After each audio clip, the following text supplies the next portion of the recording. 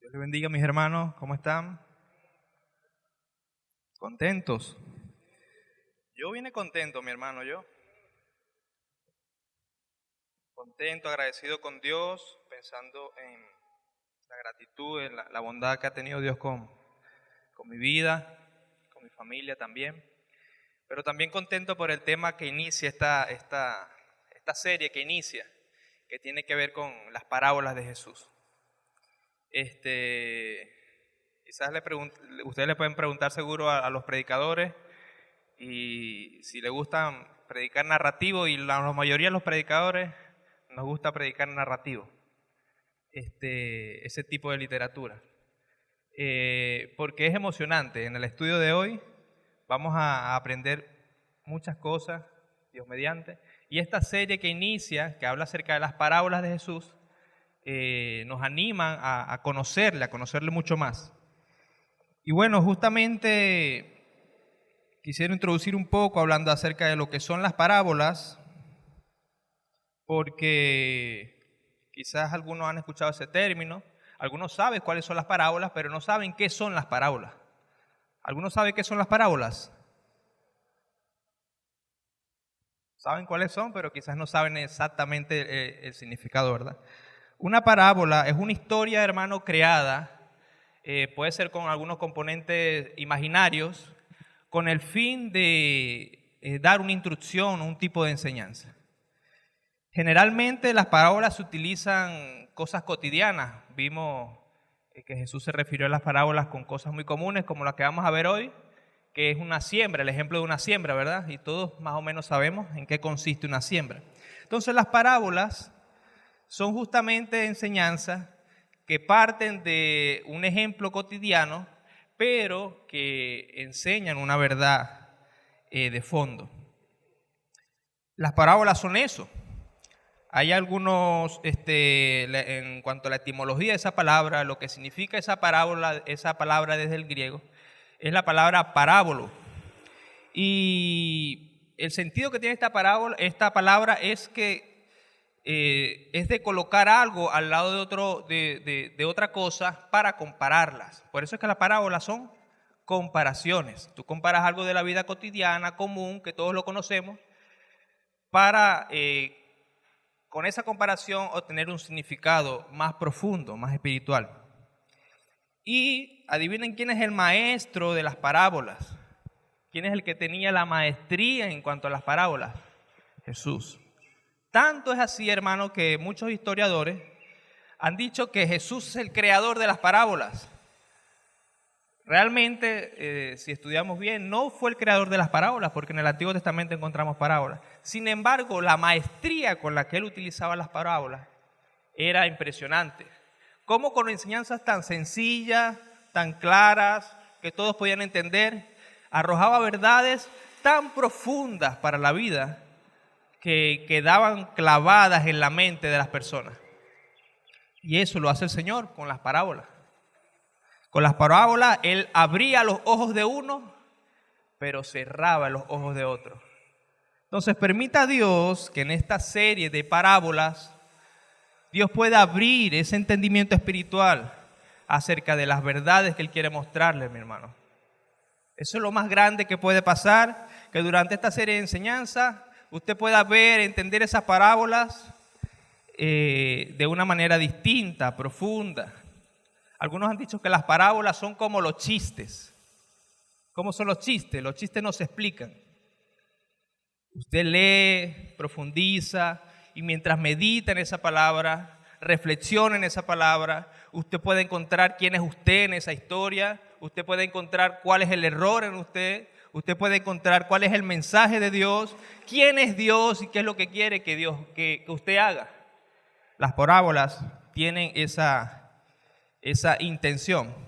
Pues claro, también tenemos parábolas que fueron explicadas, ¿verdad?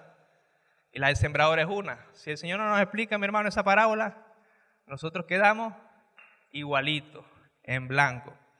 Pero, hermano, entonces con ese ánimo y con esa introducción acerca de las parábolas, yo quisiera animarles. Bueno, las parábolas, por último, que no es menos importante, nos hablan acerca del reino de Dios. La mayoría de las parábolas lo que intentan es explicarnos cuál es el reino de Dios, definirlo, cuál es su importancia, su valor. También habla acerca de cómo se entra en ese reino de Dios y también cómo viven sus habitantes. Entonces, cuando leamos las parábolas, vamos a ver que nos habla en esencia eso, el reino de Dios, cómo viven sus habitantes allí, pero también cómo entrar a ese reino de Dios. Y el texto que vamos a leer hoy es un pasaje en Marcos, en el capítulo 4, y yo voy a leer nada más una porción, un versículo, el versículo 13, porque eso puede despertar aún más el interés por usted entender qué es lo que significa esta parábola del sembrador. Seguro usted la ha conocido, ¿verdad? ¿Quiénes aquí conocen la parábola del sembrador? Levante su mano. A menos la han escuchado alguna vez. Sí, ¿verdad? Pues el versículo 13 de ese capítulo de Marcos, capítulo 4, dice, y les dijo, esto fue Jesús, ¿no sabéis esta parábola? ¿Cómo pues entenderéis todas las demás?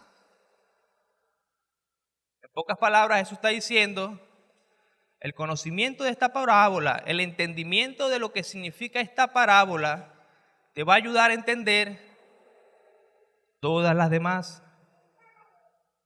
Con ese entendimiento, hermano, con eso en mente, vamos a ir a Marcos, vamos a ver si vamos a leer el pasaje.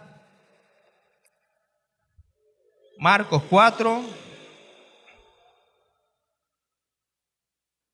Vamos a leerlo del 1 al 20, es un capítulo, es una parte larga, una porción larga, pero piensa en eso, mi entendimiento de esta parábola me va a ayudar a entender las que siguen. Leemos Marcos 4 del 1 al 20, dice así, otra vez comenzó Jesús a enseñar junto al mar y se reunió alrededor de él mucha gente, tanto que entrando en una barca se sentó en el mar y toda la gente estaba en tierra junto al mar. Y les enseñaba por parábolas muchas cosas y les decía en su doctrina, oíd, he aquí el sembrador salió a sembrar y al sembrar aconteció que una parte cayó junto al camino y vinieron las aves del cielo y la comieron. Otra parte cayó en pedregales, donde no tenía mucha tierra, brotó pronto porque no tenía profundidad de tierra, pero salido el sol se quemó y porque no tenía raíz se secó.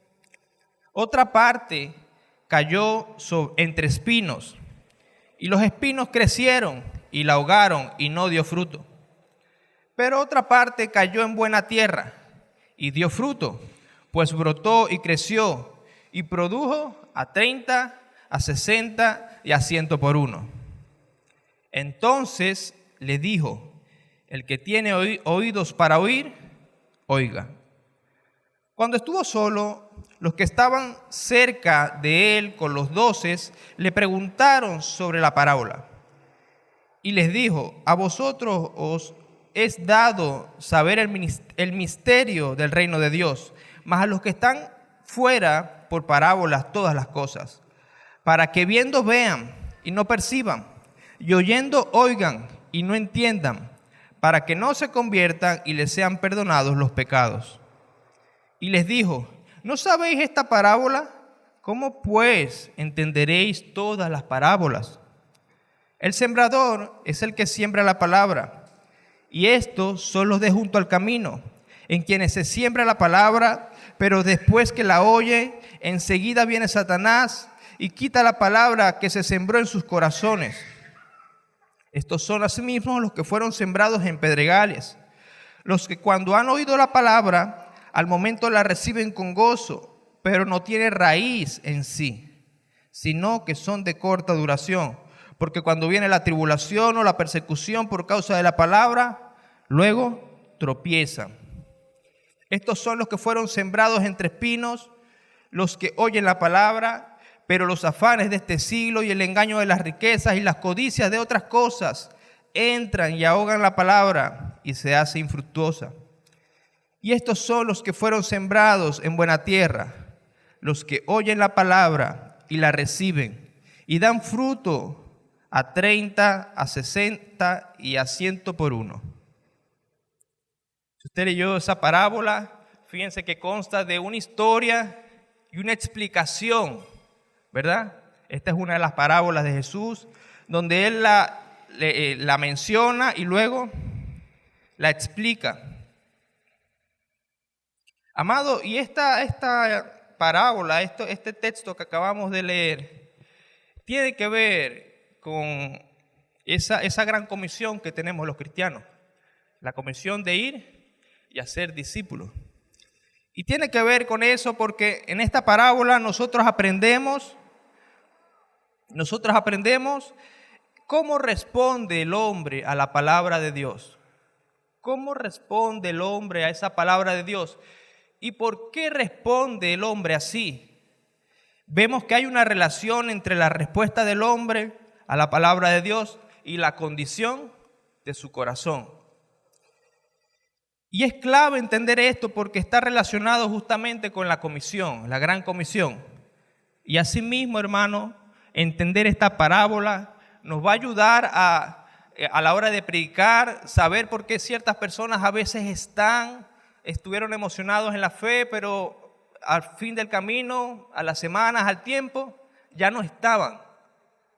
O de repente, porque hay personas que van y vienen, entran y salen, podemos entender mucho mejor qué pasa con aquellas personas que están, pero no son del redil. También podemos ver cómo es que una persona llega a los caminos del Señor y se queda y empieza a dar fruto. Y esta parábola nos enseña justamente eso, cómo el hombre reacciona a esa palabra de Dios. Amén. Amados, entonces vamos como dice Ezequiel, vamos a comernos este plato en dos partes. Lo primero que vemos, hermanos, aquí son dos escenas. Hay una escena donde Jesús está ¿con quién?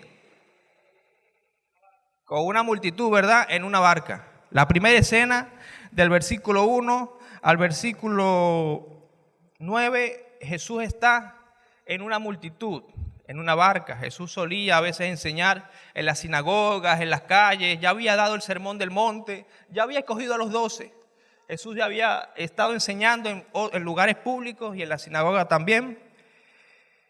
Y en ese momento se encontraba ¿dónde? En una playa, en un mar, probablemente y lo más seguro que es el mar de Galilea. Se encontraba allí y empezó a llegar, como dice el pasaje, como Jesús estuvo a enseñar junto al mar y se reunió alrededor de él mucha gente. Jesús para ese momento era conocido, hermano. Ya había hecho milagros, ya había liberado endemoniados, ya había sanado a muchas personas. Es más bien, ya lo buscaban para matarlo. Según el contexto anterior, el capítulo 3 nos habla acerca de eso.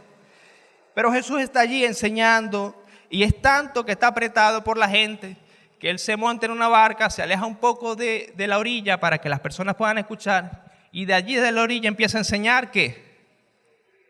Doctrina y parábolas, ¿verdad? Muchas, dice la palabra que son, empezó a enseñar muchas cosas, muchas parábolas. Y había mucha gente allí escuchándolo en esas parábolas. Jesús pudo haber enseñado, como dice el pasaje, muchas parábolas, pero la que quedó registrada fue la del sembrador. Y nosotros la encontramos aquí en Marcos, la encontramos también en Lucas 8 y la encontramos en Mateo 13. Esta parábola del sembrador se encuentra en los 3 evangelios sinópticos. Y nos arrojan detalles. Jesús quería que esto se supiera, que nosotros tuviéramos un entendimiento de lo que significa esta parábola del sembrador. Y la parábola pues no es difícil de entender en un sentido. Para aquellas personas que estaban allí, no era difícil entender. Lo primero que dice Jesús es oíd, oíd. Y quizás ese es el primer llamado a la atención de nosotros. Si queremos entender esta parábola, oíd, atended, prestad atención a lo que Jesús está diciendo. Y él pone un ejemplo de la siembra que no es difícil de entender. Él habla acerca de un sembrador, ¿verdad? Que salió a sembrar y sembró sobre 4 terrenos. Un terreno era junto al camino, otro terreno era junto a pedregales, un terreno de piedra. El tercer terreno era un terreno de espinos y el último terreno. Y no es difícil entender eso. Un sembrador sale a sembrar y junto al camino es aquel terreno. Un terreno se reconoce un terreno junto al camino porque es un terreno duro. Cuando usted va por un camino, si usted ha ido a un campo, usted sabe que es un camino porque ese terreno está muy compacto y no hay monte, no crece nada por ahí, o sí crece algo en el camino. En el camino no crece nada porque se transita mucho por ahí.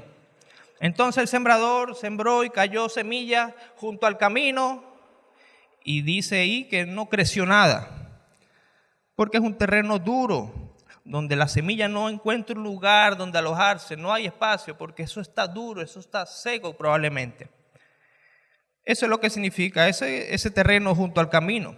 El terreno y las aves, lo que dice el pasaje, que las aves en un camino donde no hay nada, solamente hay una llanura, las aves ven fácilmente la semilla y salen volando y agarran la semilla.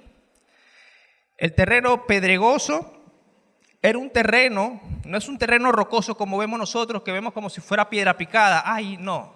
El terreno pedregoso es un terreno con una pequeña capa de tierra superficial, pero de fondo es de piedras, de manera que el sembrador no sabe, él tiró la semilla allí y siguió caminando, pero cuando esa semilla brotó, que le pegó el sol, la raíz no tenía fuerza en sí misma, no tenía de dónde agarrarse porque abajo lo que había era piedra. ¿Y qué resultó?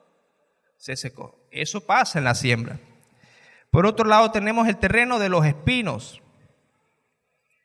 No es difícil entender tampoco que si usted coloca una planta, una caraota dentro de un poco de monte, usted no va a ver que esa planta va a crecer. Porque lo que pasaba es que los espinos, la maleza, no la deja crecer. La ahoga y finalmente muere, no le pega sol, las espinas. Y lo último es un terreno bueno, que es un terreno fértil, un terreno que es ausente de las otras cosas. ¿Verdad que es fácil entender eso? Hermano, es fácil entenderlo, eso está claro. Eso hasta yo que no he sembrado, lo más que he sembrado son unas matas que está allá atrás. Que nada más las sembré y el Señor las regó, porque ni las regué yo. Hermano, eso es muy fácil entenderlo. Pero el sentido espiritual solamente lo puede hacer entender el Señor. El sentido de fondo, lo que quiere decir, lo hace entender el Señor a través de su Espíritu. Y a nosotros hoy nos cabe la pregunta, si ese sembrador es inteligente, ¿por qué sembró en el camino? ¿Por qué sembró entre espinos? ¿Por qué? Hoy un sembrador no haría eso, ¿o sí? No tiene sentido porque vas a perder la semilla. Pero algo importante para entender las parábolas es que nosotros debemos ir a cómo era la siembra en aquellos tiempos. En aquellos tiempos el sembrador iba en el burro, o al lado iba el burro con el saco de trigo o de cebada, y el sembrador iba agarrando de ese saco, tenía una bolsa, e iba esparciendo la semilla por donde cayera. ¿Y qué es lo que pasaba? Luego venía alguien detrás, un familiar o un trabajador, y venía arando el camino. ¿Qué es lo que se hace con el arar? Con un instrumento, y le iba removiendo la tierra, y esas semillas que estaban en la superficie de la tierra, por medio del arado, eran cubiertas. Y así era la siembra en aquellos tiempos. Claro, hoy la tecnología ha cambiado, y ahorita la siembra es casi que la semilla que entra en la tierra, eso va a crecer. Pero en aquellos tiempos era más rudimentario. Pero incluso esa diferencia nos enseña algo importante hoy. Y lo vamos a ver más adelante. Porque el sembrador no miró en qué terreno estaba echando la semilla. Él no miró. Él simplemente echó la semilla. Entonces, mis hermanos, hasta aquí llegó la historia. Jesús terminó. Y resulta que él se fue, dice que estaba solo luego de allí. Él se fue solo y estaba solito el maestro. Y bueno, ya terminé mi trabajo. Pero resulta que ¿quién había entendido eso? Nadie entendió. Nadie entendió, mi hermano. Porque los discípulos, dice el versículo 10, léalo allí, cuando estuvo solo, los que estaban cerca de él, con los 12, le preguntaron sobre la parábola. ¿Pero qué estás queriendo decir? No entendemos, yo no entendí, maestro. ¿Pero quiénes vinieron? Todos, la multitud. ¿Quiénes vinieron? Los 12 y los que estaban cerca. De esa multitud, solo algunos volvieron a escarbar, Señor. ¿Qué es lo que quisiste decir tú acá?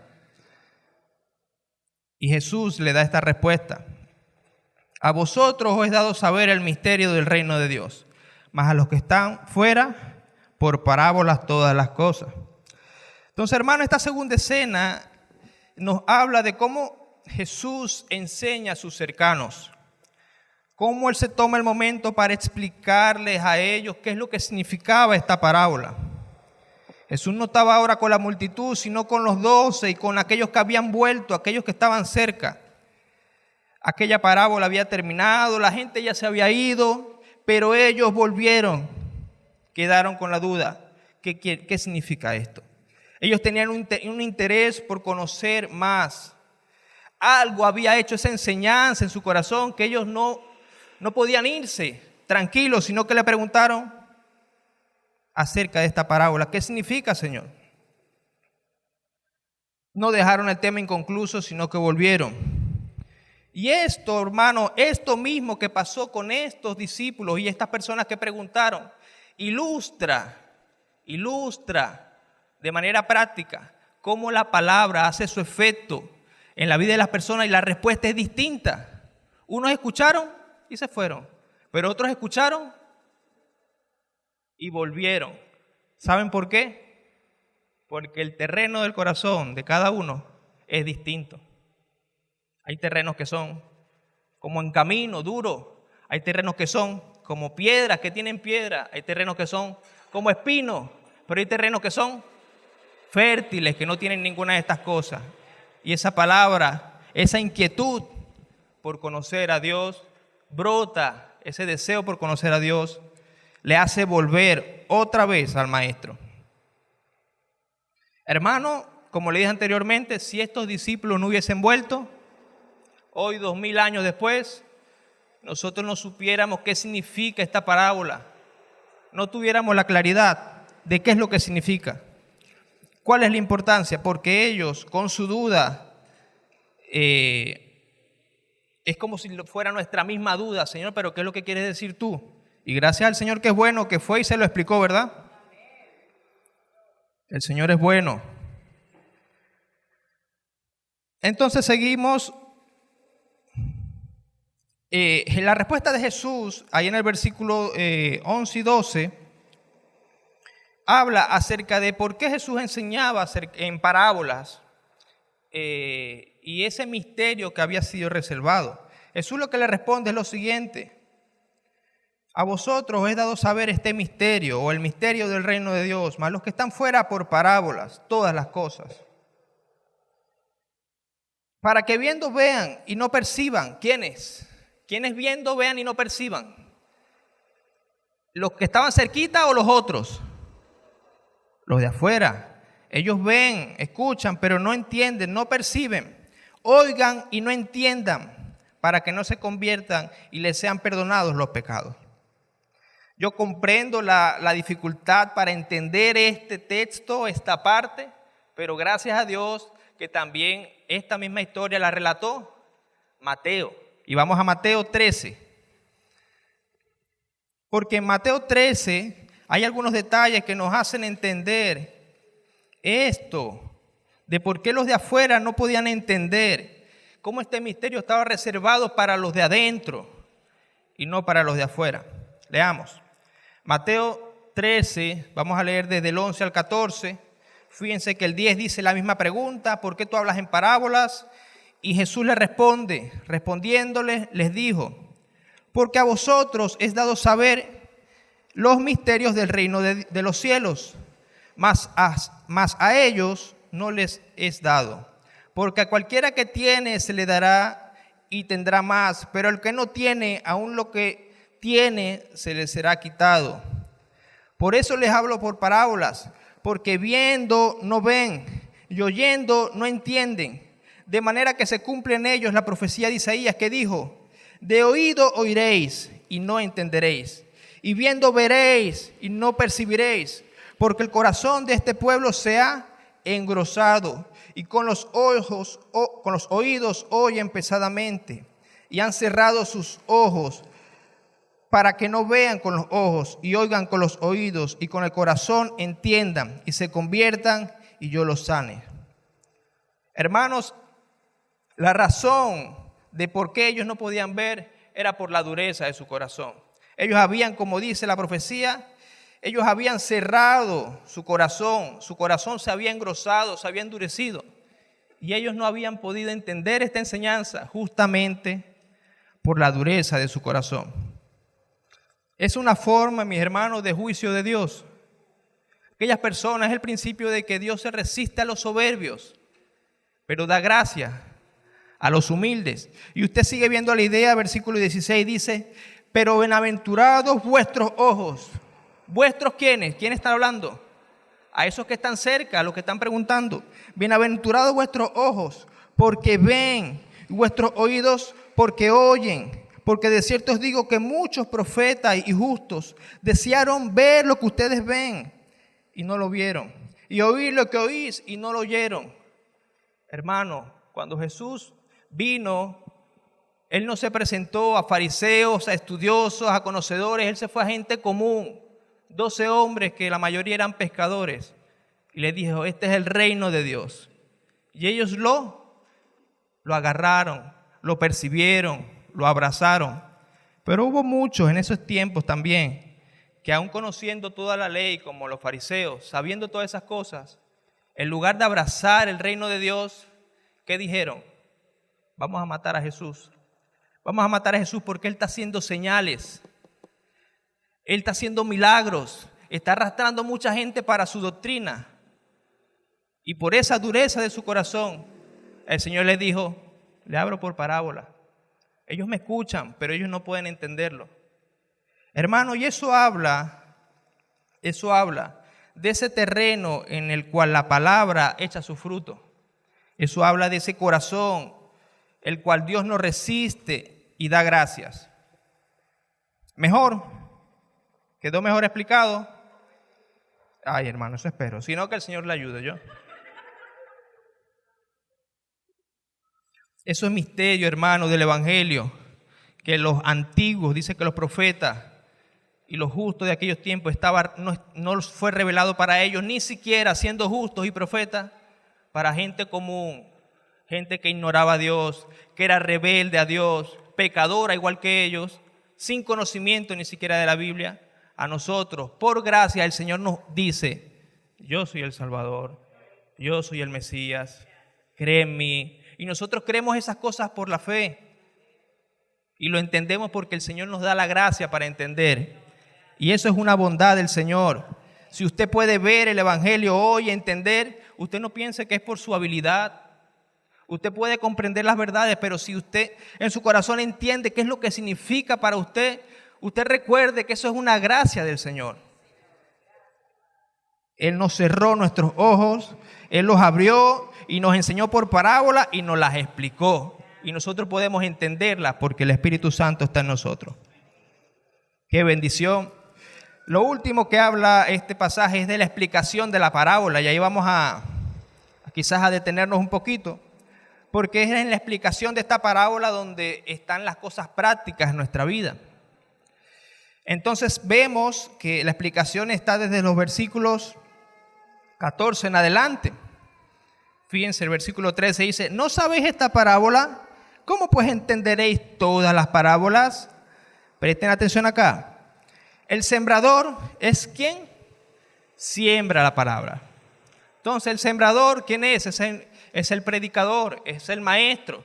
En estos tiempos es el que lleva la palabra, el maestro bíblico, aquel que está predicando esa palabra. Él es el sembrador. Esa es la comparación. Fíjese la comparación que está haciendo. Cualquiera que enseñe la palabra, la sana doctrina, ese es el sembrador. quien está predicando la Biblia. Ese es el sembrador. Lucas 8:11 nos dice que la semilla es la palabra de Dios. La semilla es, si usted está predicando una cosa que no es la palabra de Dios, eso no es una semilla, eso es una piedra, es otra cosa, eso no va a crecer nada ahí. Pero la palabra, la semilla es esa palabra, esa semilla certificada es la palabra de Dios. Ok, él sigue explicando. Y estos son los de junto al camino. Entonces, aquellos que son junto al camino, recordemos que el camino es un terreno ¿cómo? Duro, áspero, que la semilla no encuentra cabida en ellos.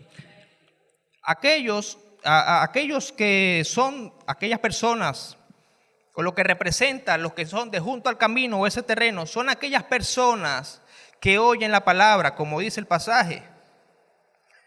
Quienes se siembra la palabra, pero después que la oyen, ellos la oyen, enseguida viene Satanás y quita la palabra que se sembró en sus corazones. Entonces fíjense en que ellos oyen la palabra. En Mateo 13:19, donde está la misma historia, dice que ellos no la entienden. Y ese no entender allí no es solo un no entendimiento de los conceptos o el significado, sino es un no querer entender, un no querer recibir. Usted le puede decir a un inconverso, mira que tú eres pecador. Y él sabe, sí, yo soy pecador, él lo acepta. Pero eso no significa nada para él.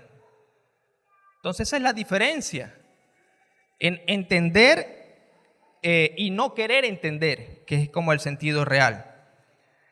Ellos oyen la palabra, no la entienden, su corazón es duro y se resisten a creerla.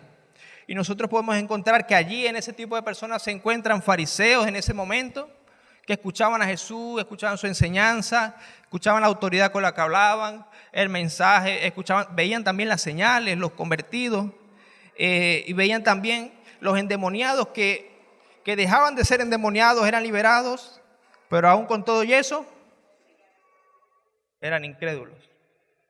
Yo no creo en ti. Entonces ese camino, esas personas, ese terreno está caracterizado por personas duras que se resisten a creer la verdad. Que esa palabra no encuentra cabida, quizás no le interesa, quizás ellos tienen su religión, aunque la religión sea el ateísmo, una vida sin Dios. Esas personas, la palabra no encuentra cabida en su corazón. ¿Y qué es lo que hace Satanás? La roba, ¿verdad? Pero ¿cómo Satanás roba esa palabra? ¿Ah? ¿Cómo la robará? Se mete la mente así. ¿Cómo opera Satanás? Ajá. Las pasiones de ellos, ajá. Algunos dicen las pasiones. Vamos a ayudar un poco. ¿Cómo operó Satanás contra Jesús? Vía tentaciones. Hermano, el enemigo opera vía tentaciones. Tentaciones, a hacer lo que a Dios no le agrada. A decir, oye, pero tú ahora creyendo esto, ¿te vas a cambiar? Tú siendo tan conocedor, ¿te vas a meter evangélico? ¿Vas a creer en esa fantasía? ¿Vas a volver tú atrás con tanto conocimiento? Yo pensé que tú eras inteligente. Hermano, así opera Satanás, tienta a aquellos que son terreno duro. Los tienta quizás con las cosas de este mundo, con el conocimiento, con sus mismas creencias, y le impide o le hace olvidar esa palabra que fue sembrada. Y pensaba en esto, hermano, en el contexto anterior, porque no es la falta de evidencias lo que hace que una persona finalmente no crea, una persona dura. No es la falta de evidencias, es la falta de fe, porque las pruebas están. Y yo leía con mi esposa estos días y reflexionamos en el contexto anterior de este pasaje, en el versículo 20, capítulo 3, versículo 20. Este texto, esta parte habla acerca de cuando Jesús liberó a un endemoniado que era ciego y mudo. Y él lo libera y resulta que en vez de suceder lo que todo el mundo quisiera, oye, wow, se liberó, enseguida pasa lo que dicen los versículos. Voy a leer del 21 en adelante. 3:21, sigamos ahí. Cuando lo oyeron los suyos, y si usted ve otra versión, dice que es su familia, la familia de Jesús, es decir, sus hermanos y su madre, vinieron para prenderle porque decían, está fuera de sí. ¿Quién está fuera de sí? Jesús.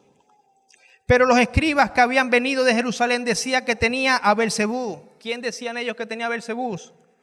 Jesús. Y que por el príncipe de los demonios echaba fuera los demonios. Y Jesús ahí le dice acerca de otra parábola, ¿cómo puede Satanás echar fuera a Satanás? Y le enseña otras cosas.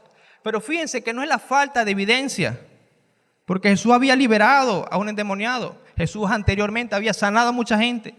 Era la falta de fe. Ellos no estaban abiertos a creer que Jesús tenía ese poder, esa autoridad. Inclusive su propia familia. Quizás usted dirá, María, sí, María y los hermanos, sí. Quizás no era una incredulidad abierta, así como que no quiero nada contigo, Jesús, sino más bien una duda, o no sé, ¿qué estás haciendo? Estás saliendo fuera de ti. Yo sabía que tú eras el rey, pero no sabía que iba a ser así de esta manera. Y en el versículo 31 también justamente dice, vienen después su hermano y su madre, y quedándose afuera enviaron a llamarle. Y la gente que estaba afuera, que estaba sentada alrededor de Jesús, de él, le dijo, tu madre y tus hermanos están afuera y te buscan. Fíjense entonces que había incredulidad en su corazón. Hermano, y digo esto justamente por eso, porque las personas duras así, ese terreno duro de corazón, no es por falta de evidencia. Las evidencias están. Cristo resucitó. El hombre es pecador, no hay forma de refutar esas cosas. Él venció la muerte, marcó la historia. Su poder está allí. El no creer no es falta de evidencias, amigo. El no creer en Jesús no es falta de pruebas, es falta de fe. No querer creer, es resistencia. Seguimos, porque si no nos vamos a quedar ahí, ¿verdad? El terreno lleno de piedras, el pedregal. Recordemos que esta es una persona, como dice allí, leamos. Estos mismos son los que fueron, versículo 16, capítulo 4, estos mismos son los que fueron sembrados en pedregales, los que cuando han oído la palabra al momento, la reciben con gozo, pero no tienen raíz en sí, sino que son de corta duración, porque cuando viene la tribulación y la persecución por causa de la palabra, luego tropiezan. Fíjense que hay una diferencia, aquí hay como una ambigüedad, estos son más difíciles de identificar. Y en la iglesia nosotros hemos visto eso. En esta iglesia y en todas las iglesias del mundo se ha visto eso. Entonces fíjense que lo que quiere Jesús es que nosotros notemos que hay distintos terrenos. Hay unos, por un lado, que se resisten totalmente y no quieren nada. Pero hay otros que al principio dicen que sí y la reciben con gozo. Y son ese tipo de personas que quizás nosotros vemos y al principio están muy animadas en cuanto a la fe. Inicialmente ellos se congregan mucho, preguntan mucho, están animados, están dispuestos, bueno, pues a hacer todo. Pero cuando llega la tribulación, no perseveran. Quizás puede tratarse de personas que consideraron la decisión de seguir a Jesús muy superficialmente, muy emocional. Bueno, sí, me emociona, Jesús me está respondiendo lo que yo quiero, pero a fin y a cabo no hay una convicción fuerte en su corazón.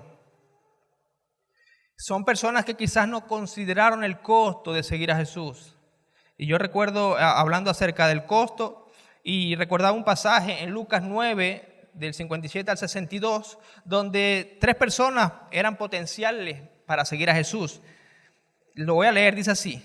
Yendo ellos, uno le dijo a Jesús en el camino, Señor, te seguiré a donde quiera que vayas. Y le dijo Jesús, las zorras tienen guaridas y las aves de los cielos nidos, mas el Hijo del Hombre no tiene donde recostar su cabeza.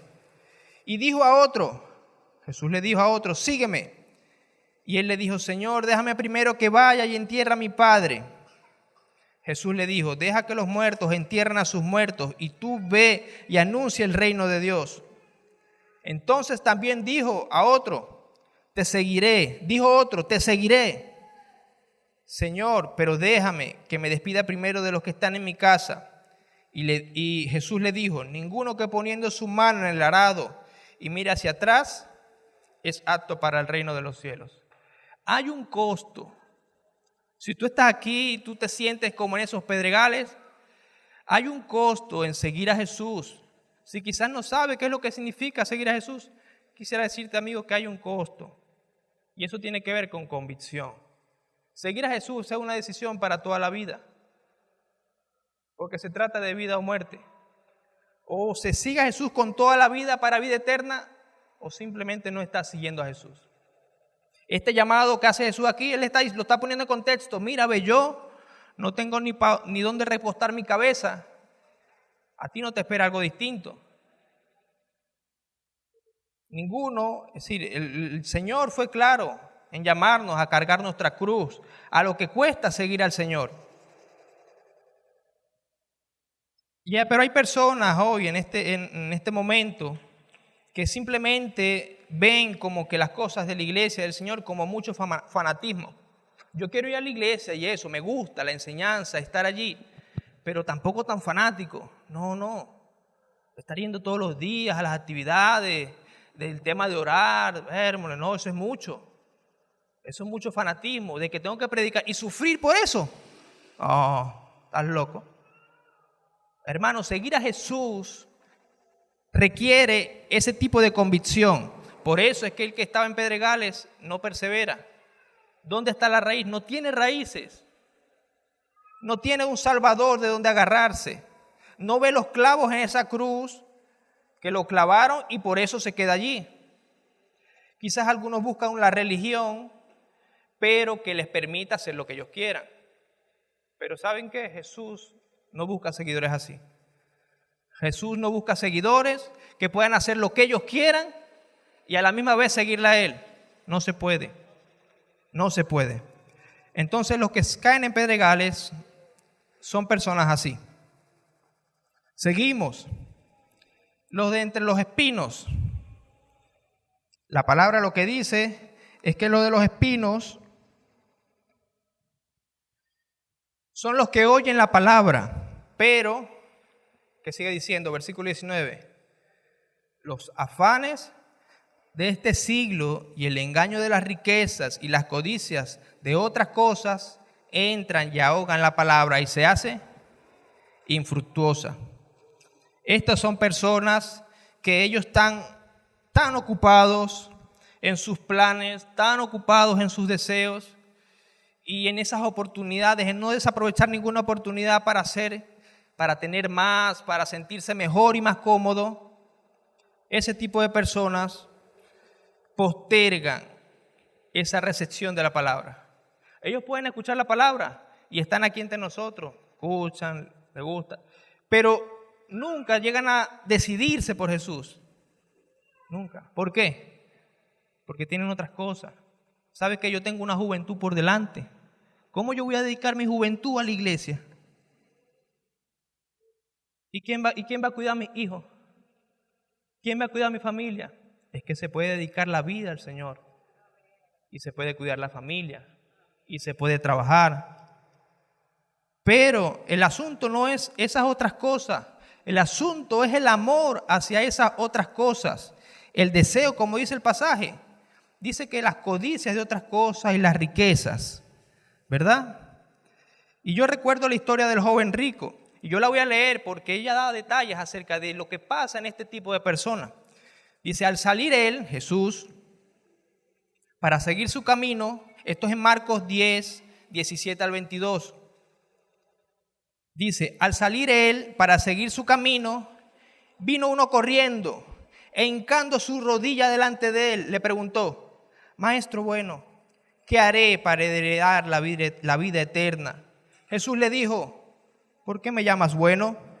Ninguno hay bueno sino solo Dios, solo uno, Dios. Los mandamientos sabes, No adulteres, no mates, no hurtes, no digas falsos testimonios, no defraudes, honra a tu padre y a tu madre. Él entonces respondiendo le dijo: Maestro, todo esto he guardado desde mi juventud. Entonces Jesús mirándole, le amó. ¿Qué hizo Jesús? Le amó y le dijo: una cosa te falta. Anda, vende todo lo que tienes y dalo a los pobres, y tendrás tesoros en el cielo. Y ven y sígueme tomando tu cruz. Pero él, afligido por estas cosas, se fue triste porque tenía muchas posesiones. Entonces fíjense la reacción de que este hombre amó más esas cosas que a Jesús. Y Jesús decirle estas cosas era porque Jesús era malo. Dice que Jesús le amó. Le amó. Tú quieres alcanzar las cosas en esta tierra. Quieres alcanzar toda la comodidad en esta tierra, en este reino de los hombres. Pero hay un reino de los cielos que tú no puedes entrar si tienes este reino de los hombres contigo. Si lo deseas, si lo quieres, si lo que quieres es vivir en él. No vas a tener tiempo, no vas a tener nada para dedicarle a él. Porque todo lo que quieres es el reino de los hombres. Así pasa, mi hermano, con aquellas personas que no han creído. Y esa es la lucha que sienten en su corazón. No estoy diciendo que a nosotros que somos creyentes hoy eso no nos pasaba. Hermano, amigo, si tú estás aquí, yo no sé cuántos aquí nos visitan, pero amigo, eso nos pasaba a los creyentes. Teníamos un corazón así. Y lo que hace Jesús es mostrarte el valor del reino de Él, de pertenecer a Él. Que esas cosas materiales, que esos deseos mundanos, que ese deseo por pecar no vale comparado a la relación que podemos tener con Él. No lo vale, no lo vale. Amado, eso es precioso, ¿verdad? Eso es precioso. Y la buena tierra, ¿quiénes son buena tierra? Bueno, vamos a ver, ¿verdad? Esperemos que sí. Yo sí conozco personas que son buena tierra aquí. Los creyentes deben ser buena tierra, ¿verdad? Son buena tierra porque si no, no sale nada ahí. Lo que vemos en la historia es que los que fueron sembrados, versículo 20, en buena tierra son los que oyeron la palabra y la recibieron y dan fruto a 30, a 60 y a 100 por uno. ¿Saben qué? Los otros terrenos no dieron fruto. No dieron fruto, no eran creyentes. Esa palabra no hizo efecto en su vida. Los únicos que recibieron esa palabra, los únicos que dieron fruto fueron los que la oyeron y la recibieron. Y ese recibir tiene que ver con obediencia. ¿Y cómo sabemos eso? Porque dieron fruto. Y por eso es que nosotros en la Escritura encontramos expresiones como fruto de arrepentimiento. El fruto del Espíritu. Un inconverso no puede dar fruto del Espíritu porque no tiene el Espíritu Santo. Eso es lo que pasa en alguien que ha recibido la palabra y la ha escuchado, la ha recibido. Él empieza a dar frutos en su vida, fruto de arrepentimiento, su carácter empieza a cambiar, no como algo de él porque él es muy bueno, sino porque él oyó la palabra, la recibió, no porque su corazón era bueno, no, sino porque aunque su corazón era pecador, igual que todos los terrenos, él reconoció que necesitaba un Salvador. Él escuchó a Jesús y volvió a Jesús. Jesús, ¿qué significa esta parábola? Enséñame. Esa es la diferencia. Una obra de Dios en el corazón del hombre le permite escuchar la palabra, querer entender, buscarle para entender hasta comprender que Jesús te ama y te perdona. Es ese oír, hermano, y ese recibir la palabra de Dios y esos frutos los que dan prueba de que alguien es creyente y persevera, obviamente. Y yo quisiera hacer así como un paréntesis aquí, porque alguien puede decir que, bueno, la salvación es porque eres buena tierra.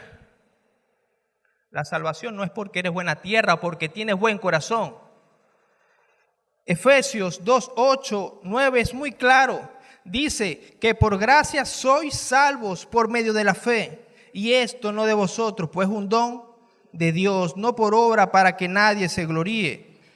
Desde la óptica de Dios, Dios hace un trabajo en el hombre, allí previo a escuchar su palabra, confronta su corazón, lo pone en el momento indicado, con la persona indicada, le permite pasar las cosas que Dios quiere que le pasen y le salva por gracia. Es una obra sobrenatural. Dios quita la venda de los ojos, así como los discípulos allí que decían, Señor, pero tú hablas en parábolas, no entendemos. Bueno, Jesús se le explicó, mira, ve, estoy quitando la venda. Esto es un misterio reservado para ti, eso lo hace Dios.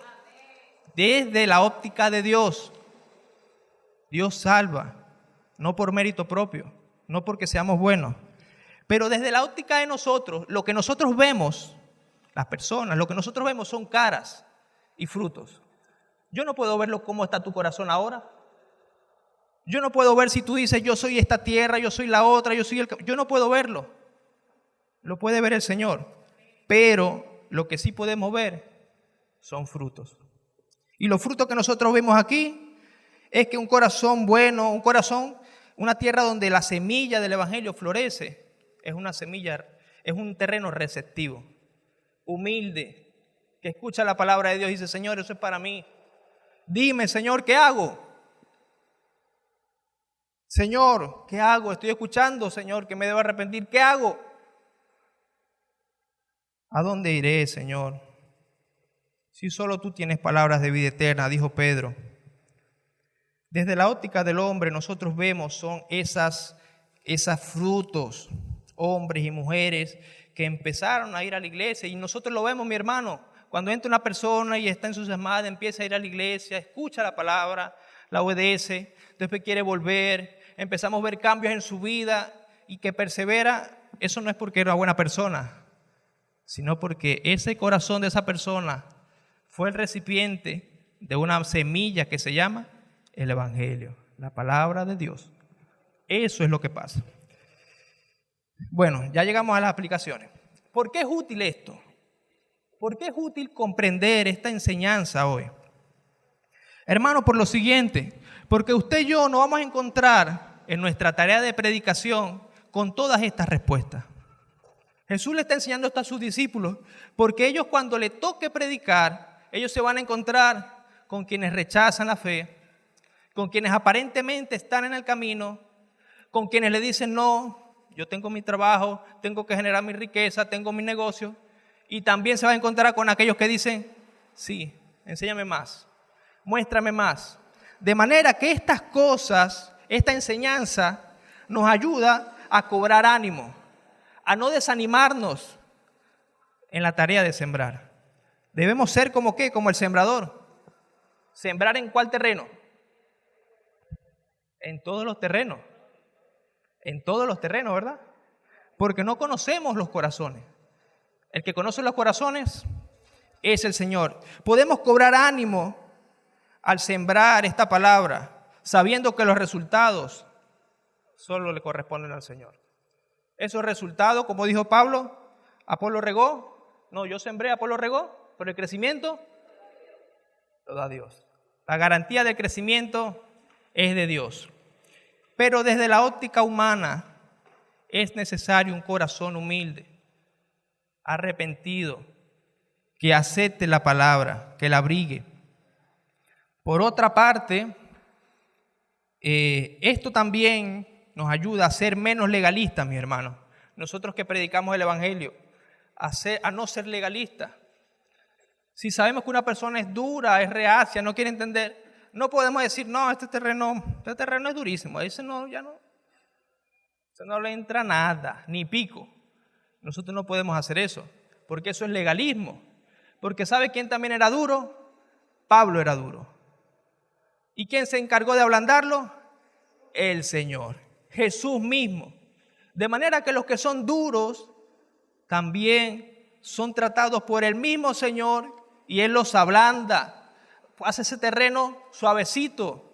Cuando Pablo iba en busca de los cristianos para matarlos, en un caballo Jesús se le apareció y le dijo, Pablo, ¿hacia dónde vas? ¿Por qué me persigues? Jesús mismo, y lo dejó ciego por 3 días. ¿Verdad? ¿Quién se encarga? El Señor.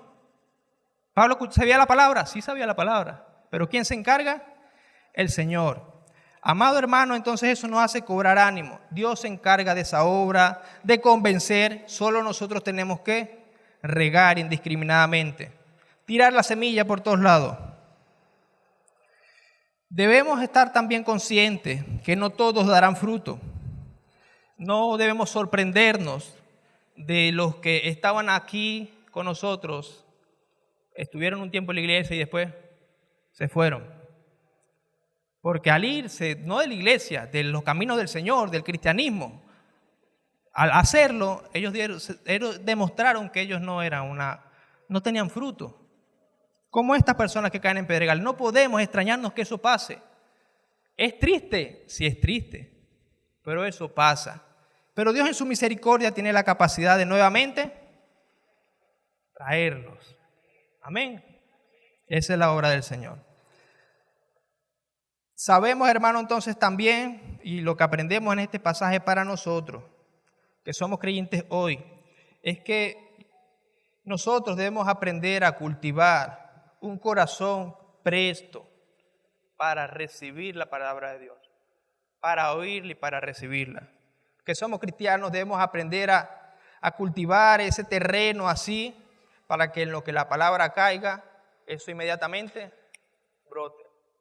Y eso no se hace, mi hermano, si usted primero no está dispuesto a escuchar y a aceptar que usted tiene errores. Si usted se cree muy perfecto y que todo está bien en su vida, la palabra del Señor va a estar velada, tapando, no vas a entender lo que el Señor te está diciendo. Pero en el momento que tú doblegues tu corazón y recibas esa palabra y obedezcas, se van a empezar a ver esos frutos, unos frutos, una vida santa. Y para todos quisiera que en este momento, tome un momento, si quiere allí puede cerrar sus ojos o pensar, ¿qué tipo de terreno es usted? ¿Qué tipo de terreno es usted?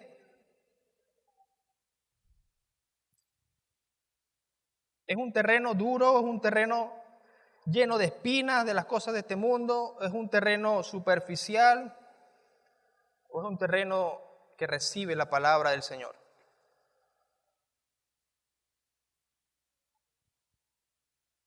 ¿Cómo has estado tratando la palabra de Dios últimamente?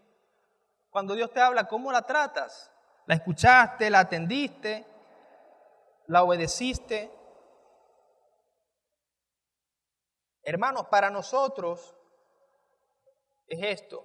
Si hay alguna enseñanza que ha estado pasando por alto, si hay algo que el Señor te ha estado diciendo constantemente a través de los medios que tú veas, por la palabra, por predicadores, por su misma palabra, y tú sepas que estas palabras te las está diciendo el Señor, ¿qué estás haciendo con esa palabra? ¿Estás atendiendo el llamado? Atiende el llamado, hermano. Atiende el llamado y verás esos frutos. Amigo, quizás tú estás allí sentado también y te interesa la palabra y la escuchas. Quizás no has puesto tu fe en Jesús. Yo te invito, ven a Jesús. Ven a Jesús como esos discípulos, ven otra vez. Y vuelve a venir a Jesús. Si tienes dudas, ven a Jesús. Pregúntale, explícame, Señor, ¿qué quieres conmigo? ¿Qué quieres que yo haga? Aquí está su palabra, aquí están creyentes, hermanos, que están dispuestos a enseñarte lo que la Biblia dice. Pero ven a Jesús, Él puede hacer que tu corazón duro sea tan suave como ese terreno fértil. Pero ven a Jesús. Dispón tu corazón no para una práctica religiosa. El Señor no quiere una práctica religiosa, amigo. El Señor quiere que lo conozcas. Que lo conozcas.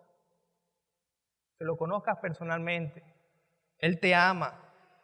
Él te ama y envió esta palabra para que tú sepas que Él te llama nuevamente y que quiere que tu corazón sea un recipiente de su palabra y que allí en tu vida pueda crecer el Evangelio. Puedas saber que aunque eres pecador, Él te ama y te perdona si te arrepientes y vienes a sus pies. Ese es el mensaje del Evangelio en esta parábola Y para nosotros, hermanos, es un ánimo. No nos cansemos, ¿oyeron? No nos cansemos en la tarea de la predicación. Recordemos que el terreno es diverso y que los frutos se encarga el Señor. Amén. Vamos a levantarnos y a orar. Pedirle al Señor que hay aspectos, hermanos, de esta parábola. Hay muchas cosas que usted puede pensar leyendo esta parábola. Reflexiones que quizás yo no las he dicho, pero que Dios ahí en su corazón les ha estado diciendo. Señor, gracias por tu palabra. Gracias porque ella es viva, Señor, es eficaz. Gracias, Señor, porque si alguna vez llegamos, Señor, al redil, si algo alguna vez brotó allí en nuestra alma, no fue por nada bueno, Señor. No fue por nada bueno en nosotros, sino fue, Padre, por el poder de tu evangelio. Gracias por abrir nuestra mente y nuestros ojos a entender tu verdad, por haber quitado la venda de nuestros ojos, Señor. Eso que tenía cegado nuestros ojos, Señor, como dices que Satanás ciega el entendimiento, Señor, de los incrédulos. Esa incredulidad haberla quitado. Y hacernos entender lo que tú nos dijiste en tu palabra acerca de seguirte y obedecerte. Gracias porque eso lo hiciste tú y ese evangelio ha florecido, Señor. Asimismo te rogamos, Señor, que ese evangelio siga echando fruto, Padre. Que siga echando fruto, Señor, a 30, 60 y a 100 por uno. Que podamos desgastar, Señor, nuestras vidas. Y que podamos, Señor, dar fruto más y más para la gloria de tu honra y para la extensión de tu reino, Señor. En el nombre de Jesús, Señor, ayúdanos a atender tu palabra como tú quieres que la atendamos y a disfrutar de una vida con esos frutos tan gloriosos, tan bellos, Señor, como es amar de manera como nunca sabíamos amar, perdonar y todos los demás frutos, Señor. Ayúdanos como iglesia en el nombre de Jesús. Bendice, Señor, a los amigos, a los hermanos y a todos los que están aquí presentes con tu palabra. En el nombre de Jesús. Amén. Dios le bendiga, mis hermanos. Den un aplauso al Señor Jesucristo por su palabra.